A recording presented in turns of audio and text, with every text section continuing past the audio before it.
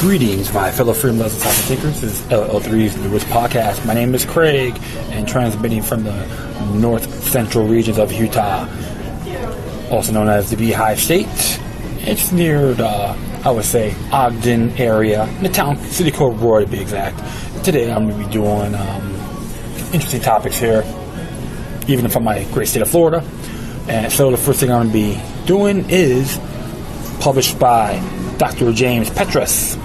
Came out today, July 21st, 2014, which, if I didn't add that date in there, I do apologize, is Monday, July 21st, 2014. If I repeat myself, forgive me. Alright, so this was done by Dr. James Petrus from BoilingFrogsPost.com. It's entitled Foundation of the U.S. Empire, Axis of Evil. As it reads, the U.S. Empire's three-region axis of power in the Middle East. Empires are not easy to sustain given the multiple enemies that they provoke at the international level, imperial rivals, and emerging new powers at the national level, national resistance movements, unreliable clients, and untrustworthy sepoy armies, and at the local level, boycotts, sabotage, and strikes.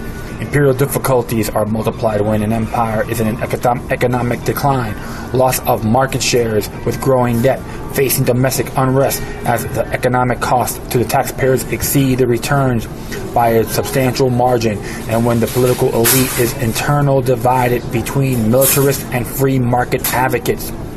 The U.S. empire today is in the midst of a long-term decline, during which has suffered a series of costly defeats. In addition, Washington has assumed long-term burdensome commitments to allies who have imposed their own ambitions of seeking mini empires, Israel, Turkey, and Saudi Arabia.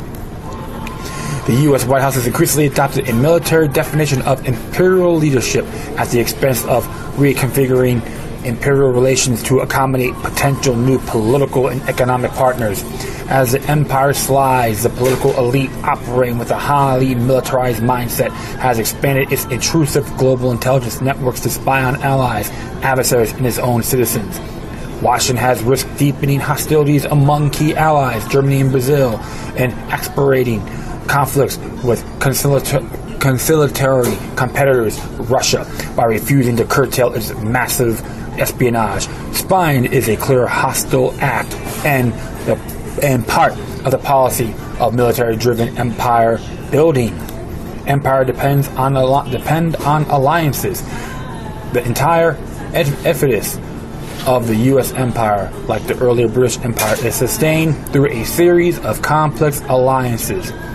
U.S. military forces are injected into a country to orient and ensure that local military and police forces efficiently control their population and become available as mercenaries to fight overseas wars for the U.S. empire. One moment. Let's do a little large up here. Perfect. In the past 2 centuries, European colonial empires, especially the French and English, invaded and subjugated nations using colonial soldiers of color under the command of European imperial officers. Today, the U.S. empire builders are making their transition back to the 19th century colonial model. The Pentagon has been moving from reliance on U.S. ground troops to recruiting colonial troops under U.S. military command. To that end, Washington's empire has turned toward creating alliances with regional powers to sustain imperial preeminence. These alliances are in place in Africa, Latin America, and in particular in the Middle East. The empire's Middle East alliances have been operative for decades, but in recent years they have absorbed the greatest resources with devastating consequences to the empire, as we shall see. The empire today operates and can only sustain by these alliances or axes of regional power, which are therefore worth analyzing in greater detail. The axes of power in the Middle East. U.S. empire builders have constructed 3 regional axes of power in the Middle East. In order of importance, they are the U.S.-Israeli axis of power, the U.S.-Saudi axis, and the U.S.-Turkey axis of power. The U.S.-Israel axis of power is based on a long-standing agreement. The U.S. militarily and financial supports Israel's colonial expansion into Palestine and Syria, While Israel backs U.S. projections of military and political power throughout the region. Thanks to U.S. military and financial aid, Israel has become the dominant military power in the Middle East and the only nuclear power in the region. The U.S. has used Israel's wars and invasions of its neighbors to secure several Arab collaborators, client states, notably Jordan and Egypt. Most recently, the U.S.-Israeli power axis has been expanded to include the client regime in Kurdistan, which is northern Iraq. In addition, the U.S.-Israeli axis has been deeply involved in financing and promoting collaborator opposition forces in Lebanon. Currently, the Hariri political formation, sectors of the armed mercenaries in Syria, Kurdish Peshmerga militias in Iraq, and the so-called Mujahideen al-Khalq territory in Iran. The U.S. CIA and Israel's Mossad engage in clandestine violent operations directly intervening to destabilize secular and Islamic nationalist regimes like Iran, to disrupt their communications and to assassinate Iranian scientists and leaders. Israel has secured political and intelligence agreements with Egypt and Jordan to isolate and dispossesses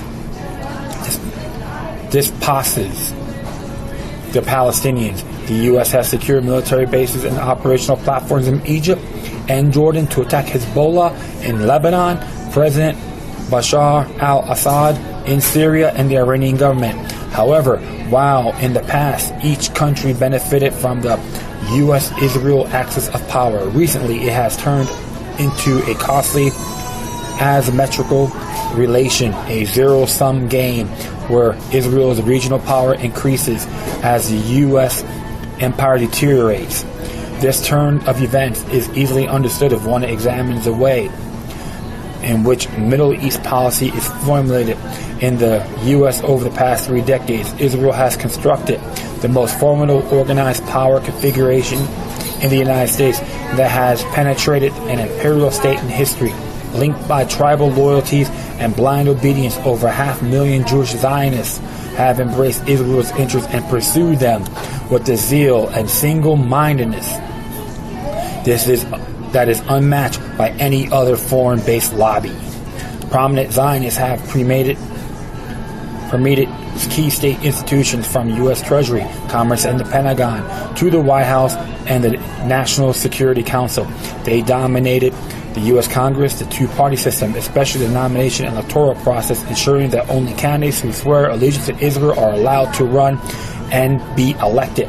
That way, no political debate regarding Israel's subversive influence is permitted.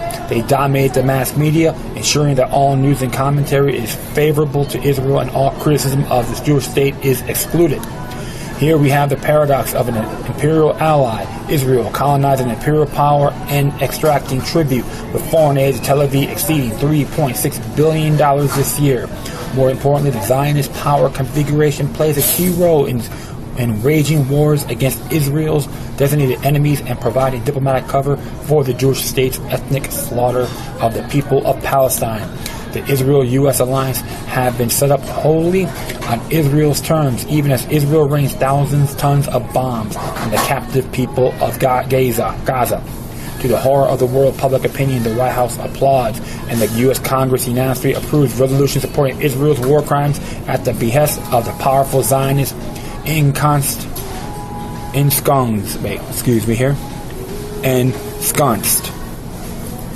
Washington.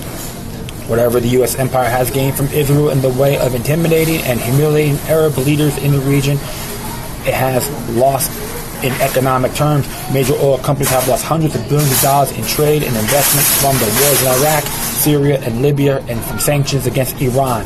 The U.S. domestic economy has lost hundreds of billions of dollars in income and investment as a result of the high cost of oil imports resulting from the wars. Strategically and asymmetrical, the U.S.-Israeli alliance has turned the U.S. into an empire dominated by militarists and one exclusively focused on the Middle East. This transformation into a military-driven empire has resulted in neglect, decline, and displacement of the imperial influence in the most dynamic growth sectors of the world economy: Asia, Latin America, and Russia.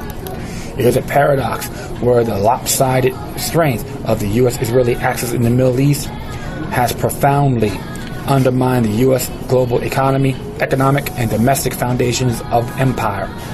Moreover, the brutal colonial-style wars in the Middle East promoted by U.S. Zionist strategists in Iraq, Libya, and Afghanistan have destroyed any possibility of reconstructing viable client states and markets out of these conquered nations.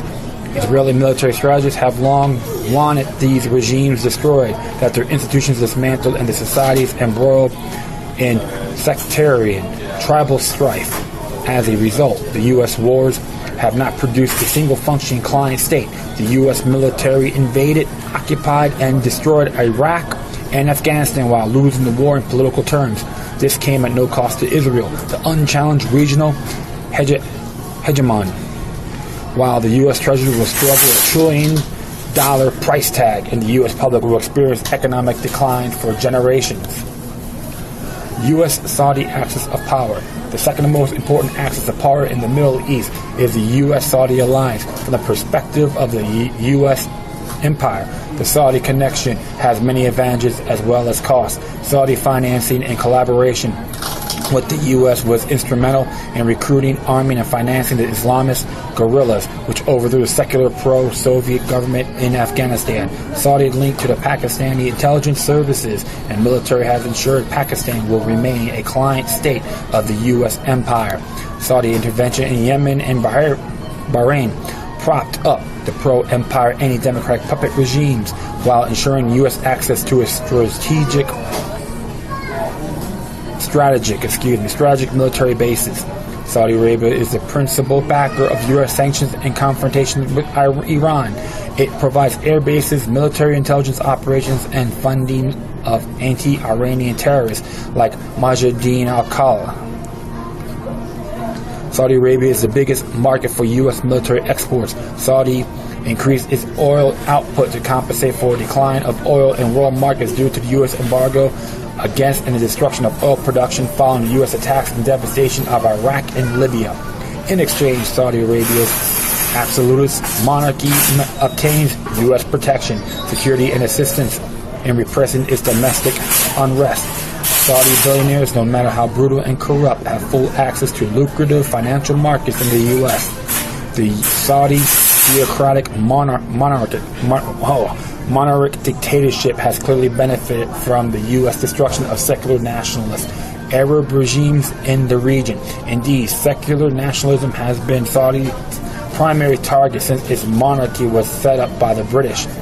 Nevertheless, the Saudi-U.S. axis is fraught with tensions. The Saudi regime actively promotes Sunni extremist jihadi movements in Iraq, Syria, and Lebanon, undermining U.S.-backed neoliberal clients. The Saudi-backed terrorists in Libya have destabilized the U.S. proxies. The Saudis promoted and financed the bloody military coup in Egypt of General Sisi. The Saudi royals support the brutal military overthrow of the elected President Morsi and suppression of the Egyptian Muslim Brotherhood because of Morsi's rapprochement with Iran. This has ruined Obama's more moderate goal of setting up a Muslim Brotherhood Egyptian military power share an agreement in Cairo. In other words, the U.S. and Saudi axis converge in opposition to a secular nationalist regime, but diverge on the alternative.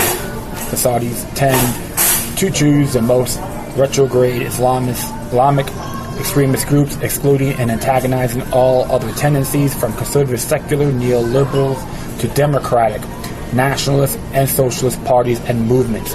They end up with political polarizations unfavorable to U.S. long-term imperial interests. So the Saudi choice of political alternatives tend to be minorities incapable of sustaining to overtly hostile to the U.S. imperial order. Moreover, Saudi Arabia opposes Israel on religious grounds. The principal U.S. political partner in the region, even as it works with the Jewish state against secular and nationalist governments, Syria, Iran, and Lebanon. Like its alliance with Israel, the Saudi axis comes at a very high cost.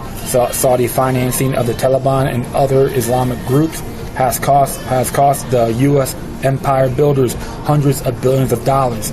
thousands of military casualties and humiliating retreat after a 13-year war.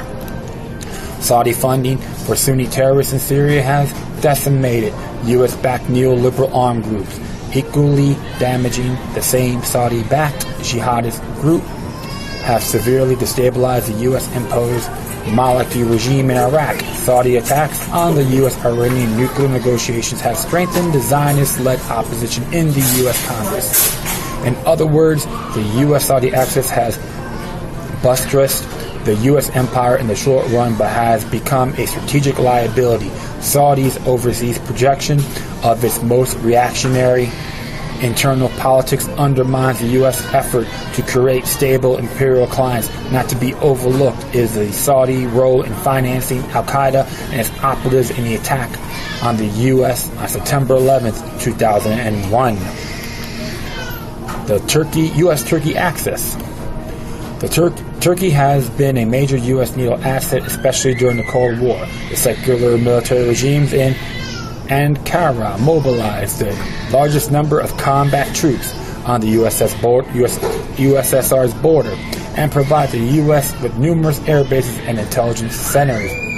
In recent times, under an Islamist regime, Turkey has become the access for U.S. and EU-backed mercenary invasion of Syria, providing military sanctuaries, training, arms, and finances to overthrow the secular Ba'athist regime in Damascus. The Erdogan regime has sought to regain the pivotal role within NATO by backing the empire's efforts to topple nationalist leaders and movements in the region.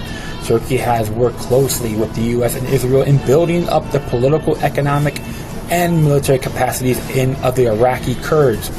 They are seen as a counterforce to the Saudi-backed jihadists, the failed Shia regime in Baghdad, and Iraqi petro-nationalists, while pursuing the neoliberal policies congruent with U.S. imperial design and collaborating with Washington's clients in Kurdistan. Turkey has its own regional ambitions. President Erdogan supported the Muslim Brotherhood regime in Egypt and opposed the military coup of General Sisi, fearing perhaps a similar coup by the Turkish military. Up until quite recently, Turkey has its own mini-imperial agenda via trade and investment in Syria, Kurdistan, and Afghanistan. The recent imperial conflicts and regional instability have undermined Erdogan's dreams of a neo-Ottoman revival. 95% of Turkish public opinion supports the rights of the Palestinian people. This has forced Erdogan to pull away from the Israeli-U.S. axis, at least temporarily. Likewise, the Turkish regime, while not in position to the Saudi dictatorship, has refrained from overt collaboration apart from trade and Gulf investments. With the U.S.-EU in the process of isolating and demonizing Russia, it remains to be seen whether Turkey will once again become military axis for NATO. Russia is an important energy supplier and market for Turkish goods. If Turkey decides to join the new U.S. axis confronting Russia, it will lose out economically and will have to find alternative markets and energy sources in an increasingly unstable region. A weakened Turkey may be more submissive to the empire, but will be more vulnerable to internal opposition. Conclusion. The U.S. empire, like previous ones, depends on a host of alliances and axes of power to sustain it and compensate for military, political, and economic limitations in resources and personnel. With regard to the main region of direct U.S. involvement, the Middle East, Washington has embraced three sets of alliances with partners who have played a paradoxical role, both sustaining and eroding the U.S. empire. Israel is the primary ally of the U.S., is largely a political and military construct of U.S. policymakers.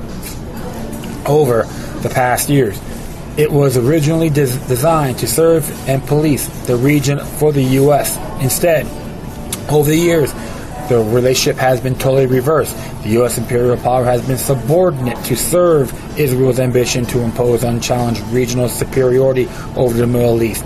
For the first time in the histories of empires, a satrap of empire has systematically penetrated principal imperial institutions. decision makers and elites loyal to Israeli interests have expended vast amounts of U.S. military resources and American soldiers to wage wars with the goal of decimating Israel's enemies. 500,000 well-organized and financed American Jewish Zionist activists have directed the global empire into focusing on one region, the Middle East. The mass media, U.S. Congress, and principal advisory bodies, dubbed think tanks in Washington, are engaged informally in U.S. policy in line with Israel's colonial interests with disastrous consequences for the American people. In effect, the U.S. state and society are colonized by unconditional supporters of Israel. The Zionist power configuration's influence finds its more macabre expression in the U.S. Congress' unanimous endorsement of the Israeli slaughter of hundreds of trapped Palestinian civilians and children during the July 2014 terror bombing of Gaza. The repugnant act is the culmination of forced servility of an ostensibly global imperial power subject to the dictates of its lawless genocidal ally. The Israeli-U.S. axis led the empire into a blind ally. A totally one-sided relation has inflated the military dimensions of empire in Israel's interest. Economically, this has become the most perverse of all imperial partnerships, where the satrap extracts billions of dollars a year in political tribute and advanced weaponry in return for nothing. Strategically, the global decline of the U.S. empire, its loss of market shares and political influence in the most dynamic regions of Asia, Latin America, and Africa can be wholly attributed to its sustained focus on the Middle East. The disastrous, exclusive Middle East focus can be attributed to the leadership, organization, and the policies of the empire.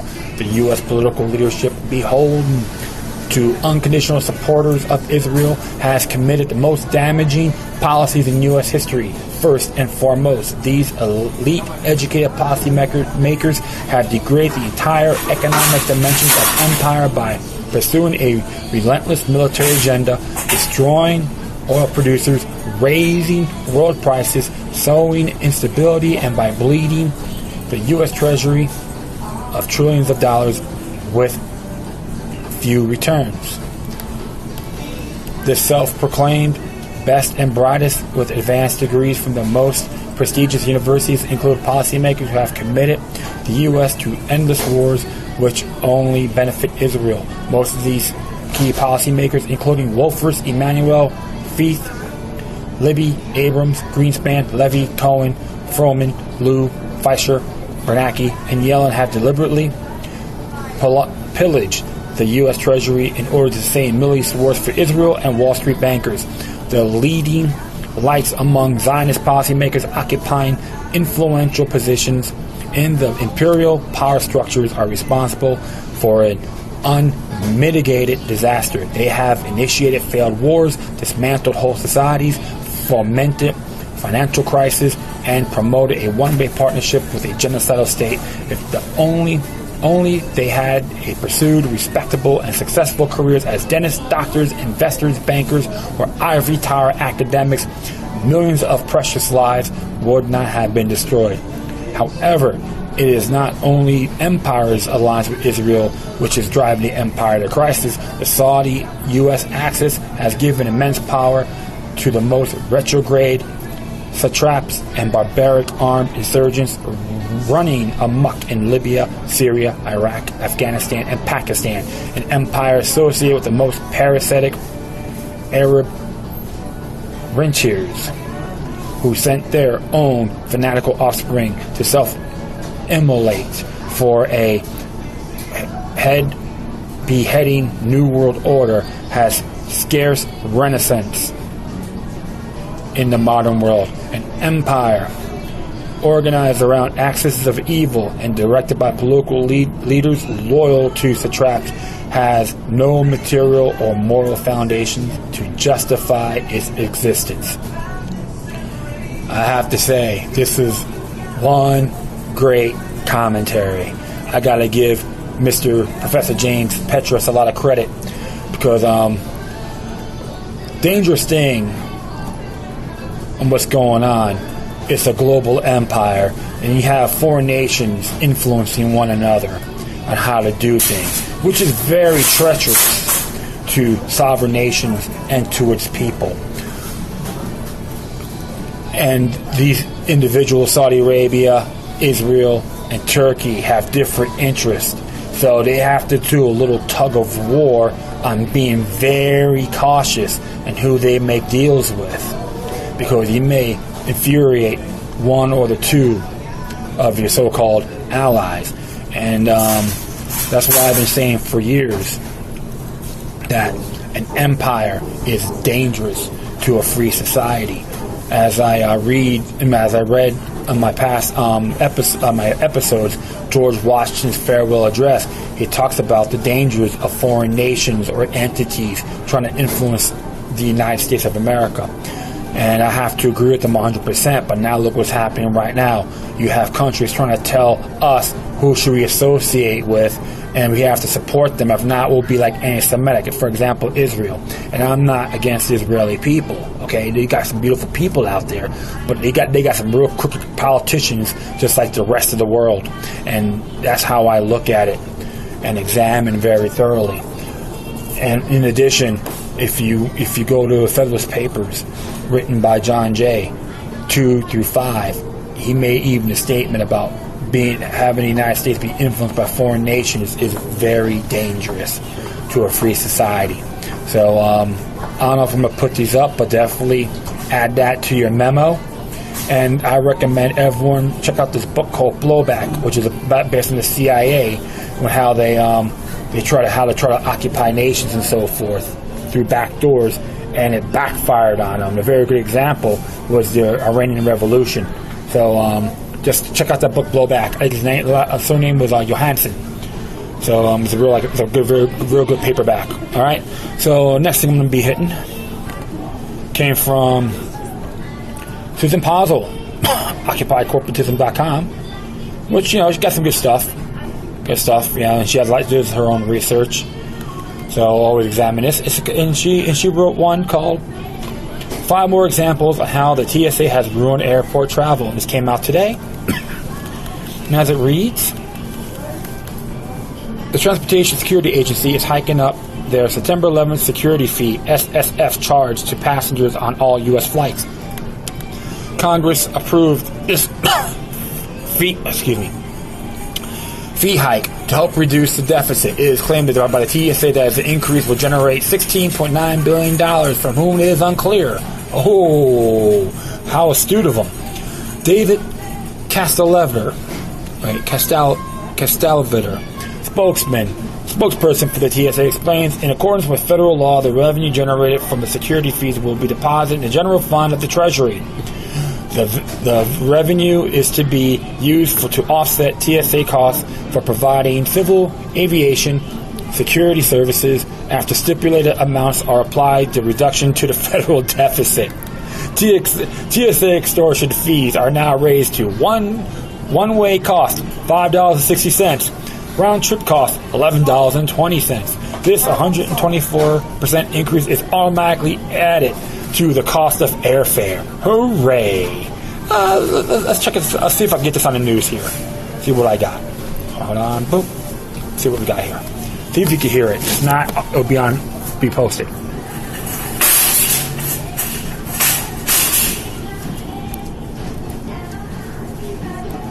Oops. I'll get that later. My mistake. But the video's on air, so just check it out. Sorry about that, my friends. As it reads here, while the TSA hike fee goes into effect, it seems the agency has been admonished by Congress not to steal from airport travelers. Call H.R. 1095, entitled TSA Loose Change Act has been approved by the House, is being considered in the Senate. You know what I have to say about that? Abolish these douchebags, as far as I'm concerned. That's the simple way, not these stupid, pathetic bills, okay? I will continue. This legislation would direct the TSA to turn over loose change found instead of pocketing it, since it did not belong to them in the first place. I say you throw their asses in jail. Excuse my language, but that's how I look at it. In 2013, the TSA was caught collecting change left behind by travelers at airports and using it towards Civil Aviation Security, CAS. According to the Department of Homeland Security, the CAS is an international security agency that relies on intelligence on passengers to determine an individual threat level. Yet in 2012 alone, the TSA has been estimated 531,395 in dimes, pennies, and nickels that have not been attributed to the CAS.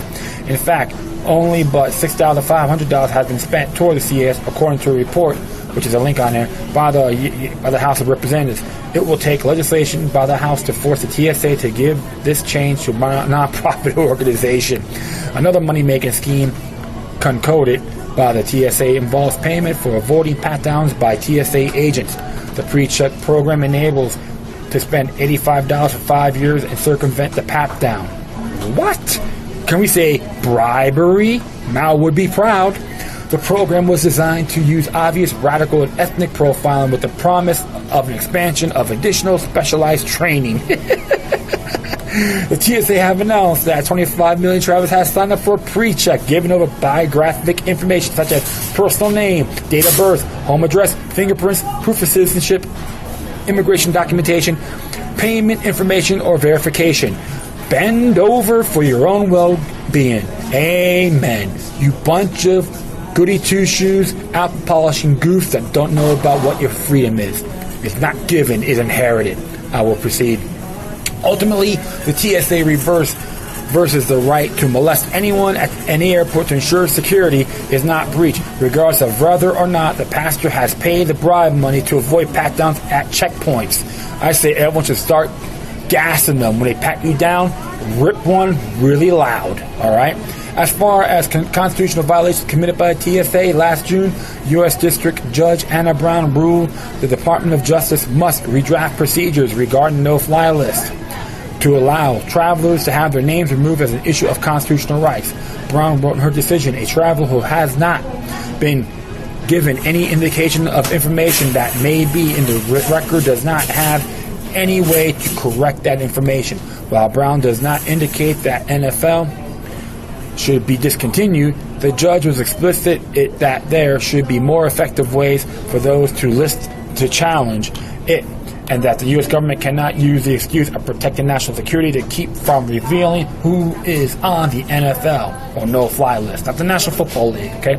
Brown said, the government should summarize that information or disclose it to an attorney with the proper security clearance. Brown relied heavily on the Ninth Circuit case involving an Islamic charity in her recommendations for overhauling the procedures for challenging placement on the list.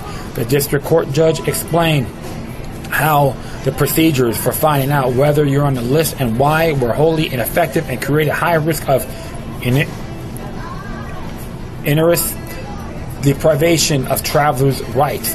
At 2014 Casper Cree Security Analysis Summit, KSAS, it was revealed that the X-ray scanners used by Transportation Security Administration, TSA, is hackable, allowing outside forces to spoof content of carry-on baggage. Billy Rios, Director of Threat Intelligence for Quolis, and his colleague, Terry McCorkle, tested the RapidScan 522B X-ray system and brought their findings to the conference that show the public that there are several blatant security weaknesses that leave the equipment vulnerable to abuse. Shockingly, Rios and McCorkle showed these scanners run on Windows 98 operating system, stores user credentials in plain text, uses the Threat Image Protection, or TIP, to discern safeties for passengers. The TIP is a training tool for screeners that utilize BMP images to teach screeners how to identify objects of questions in bags. However, this technique allows for the superimposing of images that are not there, and therefore the possibility of a hacker doing the same is quite high. Rios explained the worst case scenario is someone manipulates this in a way that the operator does not know a threat is in the bag. By design, the software allows you to manipulate the image for training purposes. The TSA requires this super dangerous feature on all of these baggage scanners. The TSA Net, a network connected internet hubs, could be easily accessed by using simple Wi-Fi to infiltrate to any airport. Rios is interested in whether or not he can get to that network using cable or Wi-Fi to prove this point. There's a video for that as well.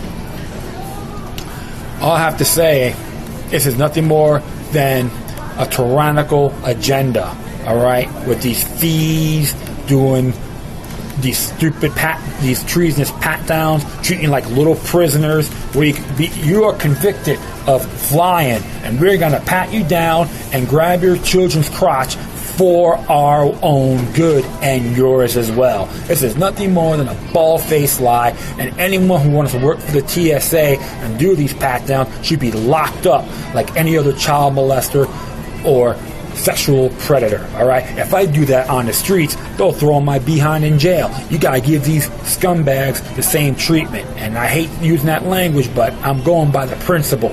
This is totally irrelevant, unacceptable, and what happened on 9/11 was an excuse for everything. If people still tell you that, hey, the reason why they attacked us on 9/11 because of our freedoms, I say you give them an attitude adjustment right in the mouth and say that I've done it with love and in good faith. So that's my little rant on this article, and I do thank Susan Palzo for that, because she does a good job. And like I said, just always observe responsibly here. And this is came out on Opposing Views. Yeah, OpposingViews.com. It came out yesterday, but I read this originally, one of the articles on Daily Sheeple, and it's entitled "Dad Who Beats Up Child Abusers Learned His Fate." It is by Catherine Schroeder, which came out actually yesterday, Sunday, July 20th, 2014. And as it reads, a Florida police chief said he has no problem with the father who brutally beat up a man that was allegedly molesting his 11-year-old son. Daytona Beach Police Chief Michael Chitwood was asked by CNN affiliate CFN 13 if he had any issue with how the father reacted. Not as a police chief and not as a father, Chitwood responded. Of course, there was a video footage on that as well, which was released from KTLA Channel 5. And I proceed here. At this time, no charges have been filed against the father for beating the alleged molester, Raymond Philander, 18, to the point he was knifed and knocked out for the police to deal with, reports CNN.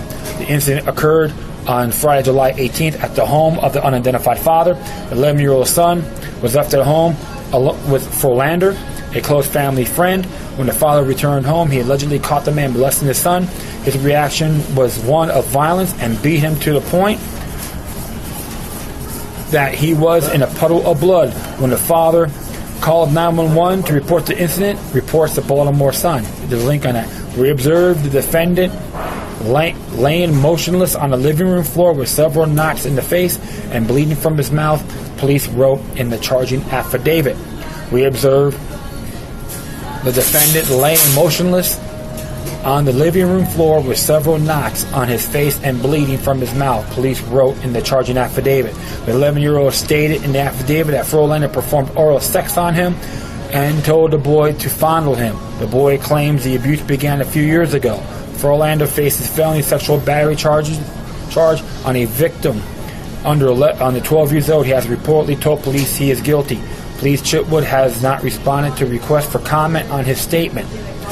It's understandable, and if that's the actual case, and I'm pretty damn convinced, it is under Chapter 776 of Florida statutes entitled Justifiable Use of Force.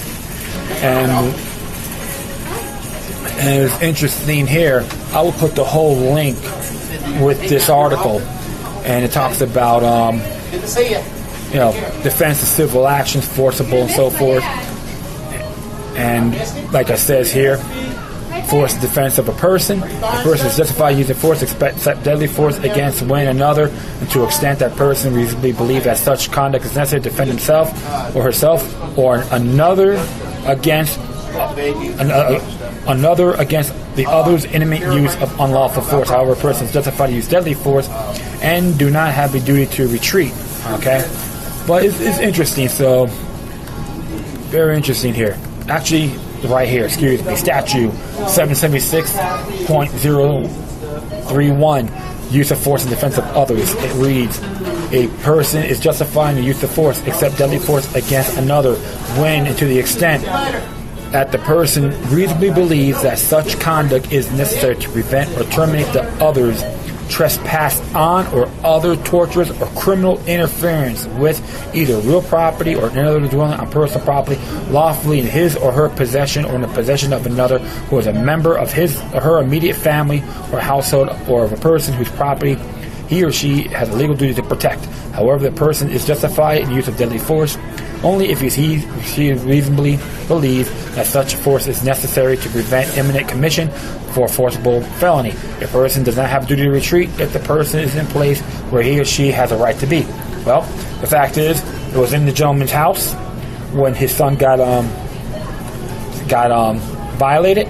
So you know what? Right there, chapter or Florida statute 776.031, excuse me, does stick. Prima facie just cause.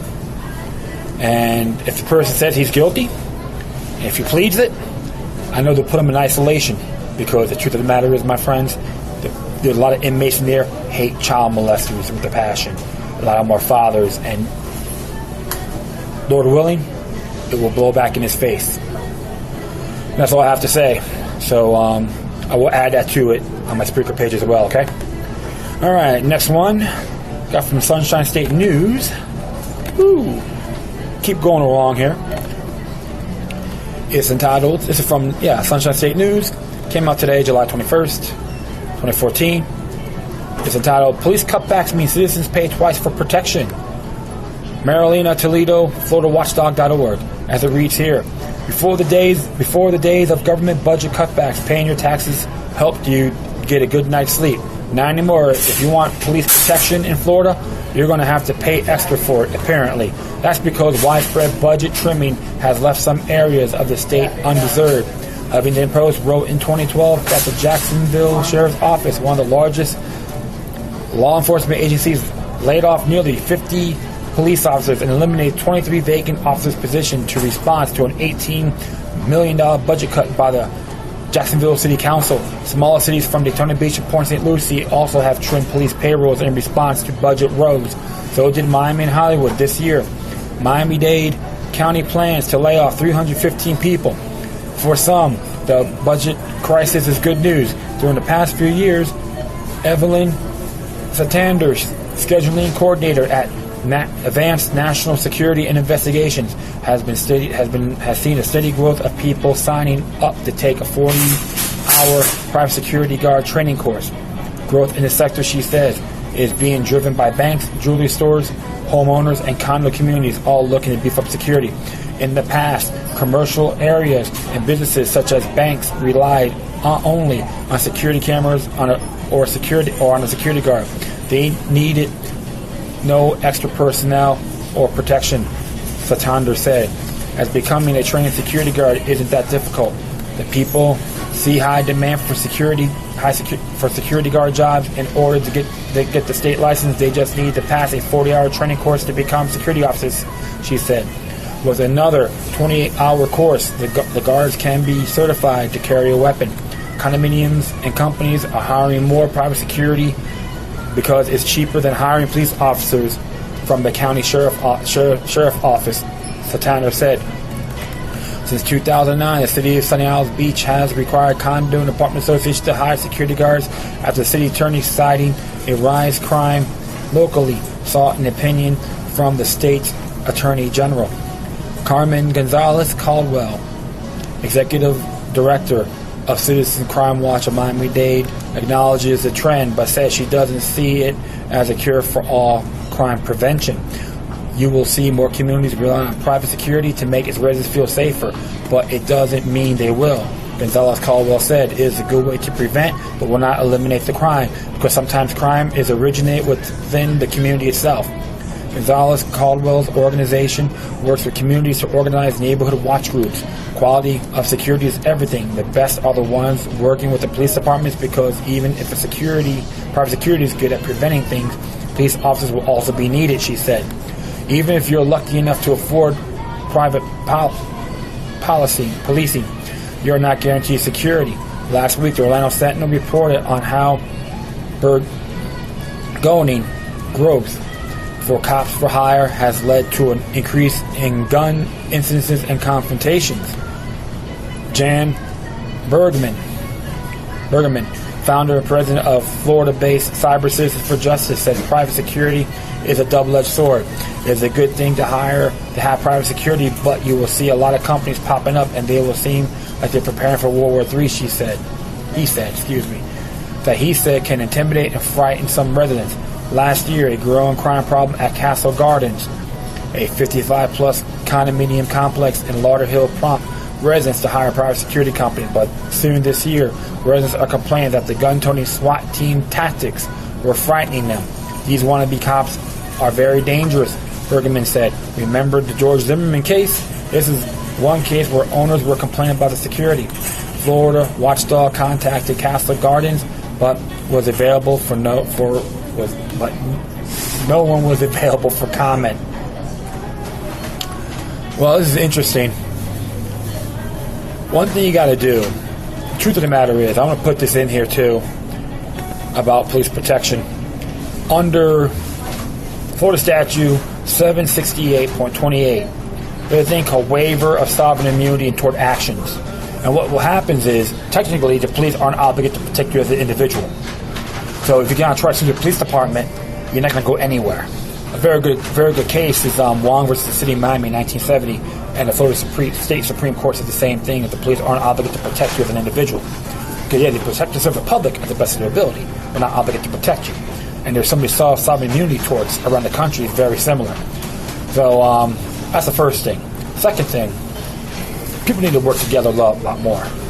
And even you're 55 and up, you're never too old to learn your methods of self-defense. Criminals hate people to fight back. Alright? You're going to have your little cockroaches like to break in people's homes, and they get so funny because you take advantage of the elderly and other individuals. However, when you have gun-toting security guys trying to be very arrogant, they need to face reality, because it can burn them as well. So the truth of the matter is, my friends, the bottom line is this. I'm not going to compare this to the George Zimmerman case. Based on the evidence that was presented, especially forensics, George Zimmerman was acquitted. Doesn't matter what side you're on. I just go by the information from the courts. Nothing more, nothing less. So, but the whole thing is this. As police cutbacks mean citizens pay twice for protection, the police aren't obligated to protect you, period. Like I said, like I addressed aforementioned. So, I'm going to stop ranting on this, but the whole thing is natural law. You are entitled to defend yourself, your family, and your loved ones. And Justifiable Use of Force, Chapter 776, read that too. Alright? It's not being macho man or superhero. It's your duty. Okay? That's how I see this in good faith. Alright, well, I'm going to hit another one here. This is from Marco Rubio. Actually, Sunshine State News. Came out today by Kevin Derby. Marco Rubio, after MH17 crash, imposed sanctions on Putin. Good grief. Let's see what this. Let's just read this here. From his perch on the U.S. Senate Foreign Affairs Committee, U.S. Senator Marco Rubio, Republican from Florida, weighed in on Malaysia Airlines flight MH17 being shot down over Ukraine, Rubio called on the U.S. to impose sanctions on the Putin regime in Russia. In response, the attack on Malaysia Airlines flight MH17 is a senseless act, Rubio said it on Friday. I mourn the loss of innocent life, including at least one American and citizens from so many allies and friends of the United States. I agree with President Obama that there should be an independent investigation, but this is not just about investigation or securing the crash site. Even as we investigate the source of missile system involved and what support was provided to those who fired it, we need to remember that Vladimir Putin's unlawful annexion of Crimea on his ongoing efforts to stabilize Ukraine have brought us to this point and have now cost the lives of nearly 300 innocent civilians, Rubio said. As I said earlier this week, after President Obama announced the latest round of U.S. sanctions against Russia, American officials continue to issue hollow threats, while Russia sows instability as it flagrantly violates Ukraine's sovereignty by providing weapons and assistance to separatists. The horrific event is a terrible reminder of why clear, decisive, and morally adventurous American leadership is so desperately needed in the world. Rubio continued, it's time for the United States and our allies to impose sectorial sanctions on President Putin and his government, especially against energy, defense, and banking sectors, and significantly increase our support, including lethal assistance to the government of Ukraine, which has shown itself the only responsible actor throughout this crisis. The civilized world cannot continue to stand idly while these types of flagrant violations of basic humanity and international order to continue. Well, I have to say one thing about Marco Rubio, a typical double-speaking glam boy. I live in Florida, I know. I didn't vote for the man because I heard his rhetoric during the campaign where everyone tried to praise him and people had signs, Rubio for senator. And of course, his sidekick, Eric Cantor, praised him like he's some Lord and Savior, just like Barack Obama in 2008. So far as I'm concerned, he's not more than a rhetorical chicken hawk. And the truth of the matter is, it's Ukraine's decision what they want. You're going to have differences, that's one thing, but if they all agree on an overall perspective about Ukraine's best interest, so be it. And how I'm looking at this, having sanctions against a country is just another declaration of war. If we go to war with Russia, I can see Marco Rubio in his pretentious suit and tie on the front line with the rest of his sidekicks. Enough said.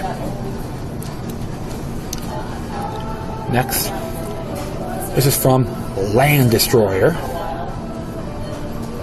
The Land Destroyer report. Yeah, good chap too. And this is entitled MH17 Show and Tell. It's the West's turn. Came out today. Tony Carlucci from Land Destroyer. Russia has now shown its satellite pictures and radar information from the Donetsk, Ukraine region during the July 17, 2014 Malaysia Airlines flight MH17 crash. Wall Street Journal reported in its article, Russia presents its account of Malaysia Flight 17 crash stack. Russia Defense Ministry on Monday presented its first detailed account of the final moments of Malaysia Airlines Flight 17, saying Russia radar has spotted a second aircraft in the vicinity shortly before the crash, and that satellite imagery showed Ukraine has moved missile systems into the area before the incident.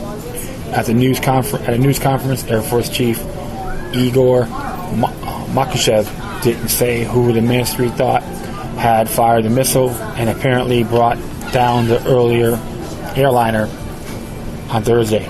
Wall Street Journal also reported an elaborate presentation displaying radar and satellite imagery. Mr. Makushev said it was likely that the second airplane was a Ukrainian fighter jet. He has shown satellite photos allegedly portraying several Buk ground-to-air missile systems in the area close to where the plane crashed. The system, he said, could only belong to the Ukrainian military. Ukraine has accused Russia of giving the rebels a Buk system, with which they then shot down the passenger jet. Mr. Makushev said the airplane deviated from its course by kilometer, but then attempted to return to his course before crashing shortly after. He said Russia is prepared to hand all the information to its European authorities which included a satellite imagery and data from its own radar. Indeed, the evidence suggested Kyiv's regime deployed anti-air missile system in Donetsk, in and around the area where flight MH17 crashed. They also provided information regarding Ukrainian warplanes trailing flight MH17. The possibility of an air-to-air attack on MH17 is inconsistencies with Ukrainian air traffic control. There were a series of questions asked throughout the presentation. Nothing was concluded, which is in direct contrast to the West, which has shown the world nothing in terms of evidence, but has drawn many inflammatory, political motivated conclusions. Russia has shown a great deal of evidence directly contradicting the West's baseless claims. Now it's time for the Pentagon to show the world their pictures and data along with their explanations. They do have a video, it's like 32 minutes long, both in Russian and English. I have examined it, and it's pretty interesting. So like they have like no denial, and I have to say this is a lot more. I'm very skeptic on the accusations against the Russians for shooting down a Malaysia plane, and there was even claims too that the Ukrainian new leader of the Ukrainian government was more than a New World Order plant or a puppet. So I recommend you examine the video yourself and make your own judgment. But I just see this more of a grand chessboard game, which Brzezinski's vision is to take over Ukraine because of the great mineral resources and especially agriculture. Like I said in the past episodes, Ukraine is considered the breadbasket of Europe, and they can grow fantastic food. So examine the video, make your own judgment, but I have to say, Land Destroyer Report is a great blog. I do appreciate the man's work, and I do probably follow him too. You can follow him on Twitter, or not just go to hit the link on my Spreaker page, look it up, and do your RSS feed. Alright? Okay. Next here came from Mint Press News. Came out today. It's entitled, New York State Wants to Heavily Regulate Bitcoin Trading. The proposal will establish a mandatory bit license for any company involved with the buying and selling, mining, or trading of cryptocurrencies. This was done by Frederick Reese. Came out today. As it reads, in a move that has upset many in the Bitcoin community, New York has become the first state to issue guidelines for the regulation of the trade and storage of Bitcoins and other vital currencies. With New York City being the hub of the nation's financial network, state regulators introduced the new rules in an attempt to introduce safeguards to cryptocurrencies, which have received scrutiny recently as several states have moved to remove restrictions on virtual currency use or to clarify existing virtual currency laws. The proposal introduced Thursday by the New York State Department of Financial Services would establish a mandatory bit license for any company involved with the buying, selling, mining, or trading of cryptocurrencies. What the hell is mining? Okay. Licensed firms would be required to learn the names of all cryptocurrency customers they accrue, maintain a reserve of cryptocurrency funds equal to 100% of all deposits, similar to cushioning requirement for banks, carry bonds to protect their customers from theft or collapse, and submit to security audits. We have sought to strike an appropriate balance that help protect customers and root out illegal activity without stifling beneficial innovation, said Benjamin Lasky, New York Superintendent of Financial Services. Setting up common sense rules of the road is vital to a long-term future of the virtual currency industry, as well as the safety and soundness of customer assets. These requirements are meant to safeguard cryptocurrency transactions from instances like the collapse of Mt. Gox. The Bitcoin market is recovering from the fallout of Mt. Gox, which saw 850,000 Bitcoins lost due to alleged hacking attacks earlier this year. So far, only 200,000 Bitcoins have been recovered. This licensing requirement is also meant to create a paper trail to assist in attempts to combat the use of cryptocurrencies in money laundering and illicit merchandise trafficking. Merchant and consumers that utilize cryptocurrencies for solely buying and selling goods and services, however, would be exempt from license requirements.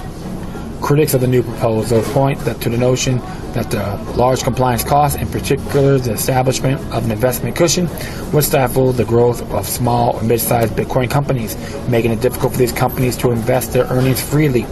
Such rules would benefit highly capitalized Bitcoin players, shifting control to the Bitcoin market from individual miners and investors to Wall Street firms and major capitalists such as Cameron and Tyler Winklevoss, twin brothers who sought to create the Bitcoin instant payment exchange BitInstant, and at one point claimed to own 1% of all Bitcoins available on the market at the time.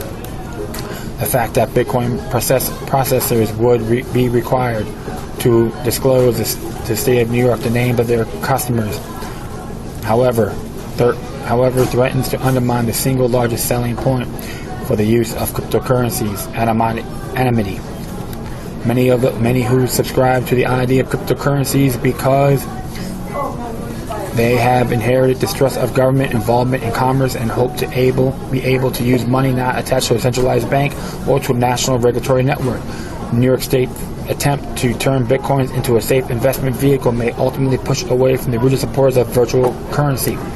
Others, such as Bryce Weiner, Director of Crypto Economy Engineering for the Blockchain Technology Group, argue that the disclosure of the names of cryptocurrency customers along with metadata analysis would lead to the compromising of cryptocurrency customers' privacy.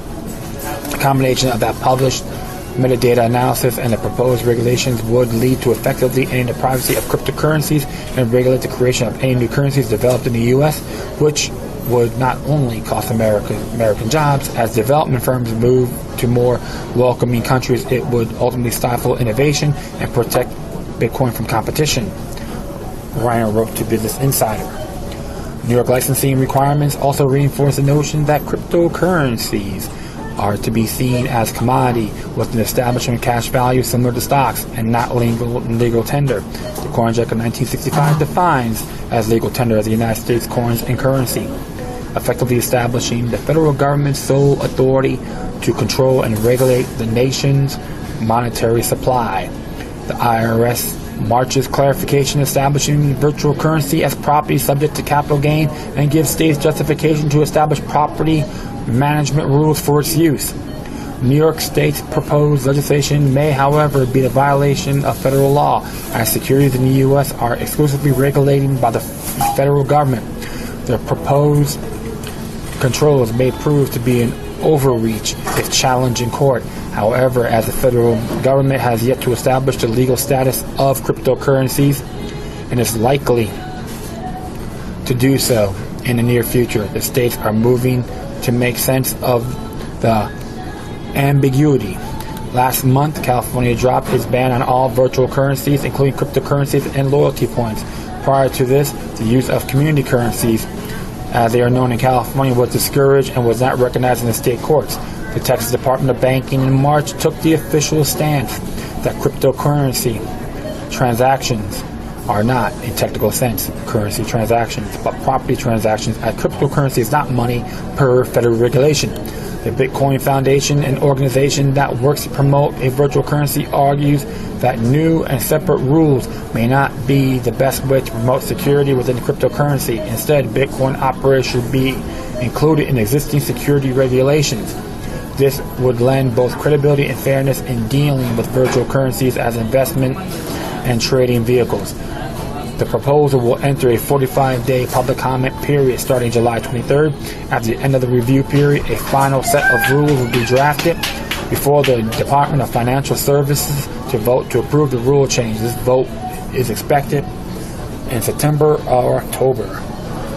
Wow. Yep. There's people out there that hate competition.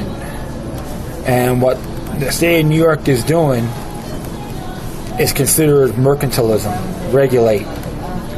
So there's a lot of I'm not crazy or never really examined cryptocurrency, so I'm pretty ignorant on the topic. However, many people want to opt out from the Federal Reserve notes, which I can't blame them because it has no value and so forth. this is what's been happening. This is going to be worldwide. And the people in New York better really pay attention to this, because mercantilism can affect the free market system. All right? So, blast them if you can. Sun Tzu them. Know your laws. Even read your New York Constitution on finances, and you can really blast these folks to say, no, I find this unacceptable. Let the free market flow. I defy mercantilism or neo-mercantilism. That's enough said for that. And finally, this came from the freethoughtproject.com. Came out a few days. It came out actually on the 17th of July. And they get a pretty good article. It's good stuff they have here. And this one is entitled, This guy shot at cops who were wrongfully entering his house. Jury finds him not guilty. And the quote, two red laser beams were on my chest, and so I looked at the laser beams on my chest and I fired a warning shot. This was written by John Byers. And it says here, a man in Virginia that was charged for firing a gun at police who were attempting to enter his house in the middle of the night unannounced has finally been exonerated in a jury trial. Excuse me here. Not only did police not announce themselves, but they were also at the wrong address. Last January, Brandon Watson of Portsmouth, Virginia, heard his backdoor rally and saw shadowy figures dressed in black in his backyard. He grabbed his legally owned firearm and went to go to see what was going on. When Watson approached his back door, he announced himself and yelled that he was armed. Just then, the two laser beams drifted across the room and stopped on his chest, at which point he fired a warning shot in response. Brandon explained to a local reporter, "We ran upstairs very quickly. She saw guys in all black from right here in this window looking down. I announced myself. Who is that? Who is that? I have a gun. As soon as I said that, two red laser beams were on my chest. So I looked at the red laser beams on my chest and I fired a warning shot." Watson said. After firing a single shot through the window, Watson ran across the street to get help from a neighbor. When he returned to his house, he was surrounded by police and they ordered him to drop the weapon, which he immediately did. They said, "We just got news you shot an officer." I said, "An officer? Nobody came to my door." "What do you mean an officer? I did not know were any officers in my backyard." He asked me, he told Wavy.com, WAVY.com. Following the intrusion, Watson was arrested and charged with reckless use of a firearm. In the year and a half since the incident, there have been a number of court cases, the first of which Watson was found guilty by a judge after appealing his case. Watson finally got a trial in front of a jury who threw his charge out and deliberating for less than an hour. The jury caught the officers in multiple lies throughout the course of the trial and were struck by the fact that this whole thing could have been prevented had the officers been competent enough to respond to the correct house. The fact is that the jury was so skeptical of the police and felt sympathy for Watson's situation, and is a positive indication that the hearts and minds of the average people are starting to understand the dangers of the growing police state. And there is a video footage on this, and it's very good. And even they had one of the jurors explained, which I find it fantastic, because the message has been sent. This has happened with a gentleman in San Antonio as well, and the jury found him not guilty. The truth of the matter is that natural law supersedes the badge. I repeat myself. Natural law supersedes the badge. And I'm going to add a link on here with this article of the Constitution of Virginia.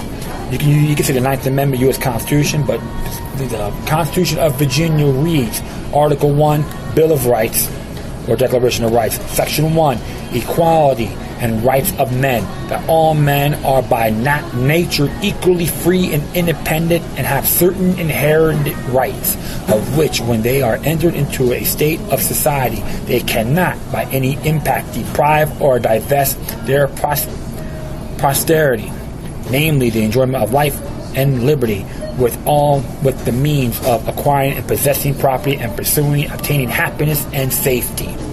That's what the gentleman, Mr. Watson, had to address. Someone comes trying to rattle your house and you gave a warning and they have 2 laser beams at you, you're not going to sit there call 911. You have to shoot first to defend yourself and your family. And the police believe they're obligated to harass people. Oh, it was an honest mistake. We have the wrong address. Well, I'm glad the jury found him not guilty and that judge chose poorly. And Mr. Watson, one lesson to him: don't rely on the judge for your trial. Have this in front of a jury of your peers, and you're entitled to do so. And it says, I'm just going to go right down here. Hopefully I can find it. Please, where is it? Was even Article 1, Section 11 says the same thing about the judge of your jury trial, civil cases and criminal cases. Okay, so you can look at that as well. And of course, the 6th Amendment of the U.S. Constitution, right to have a jury of your peers. So this is awesome. And here's another thing too. Section 17, construction of the Bill of Rights. The rights enumerated in this Bill of Rights shall not be construed to limit other rights of the people not therein expressed.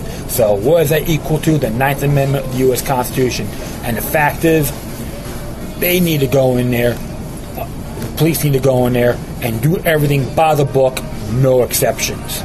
So I'm glad Mr. Watson has been acquitted by his peers. As I say this again, natural law supersedes the badge. Deep down inside, my adversaries know I'm right. All right, my friends. I had a nice little time expressing my views on this. So, you can hit me on your comments, recommendations, information on my Spreaker, Facebook, Twitter, Google+, worldtruth.org, and I'm trying out freespeak.net. So I'm going to give that a shot as well. And just send me your information. If you like me, hate me, you can criticize, but if you disagree, go ahead. But all due respect, back it up with facts. That's how we build a healthier dialogue, all right? And as I said, and as always, my ending signature. As always, remember this: demoniac resistance is healthy for the soul and can liberate societies. Until next time, take care of yourselves, keep on spreading the love, and may your guardian spirits be with you.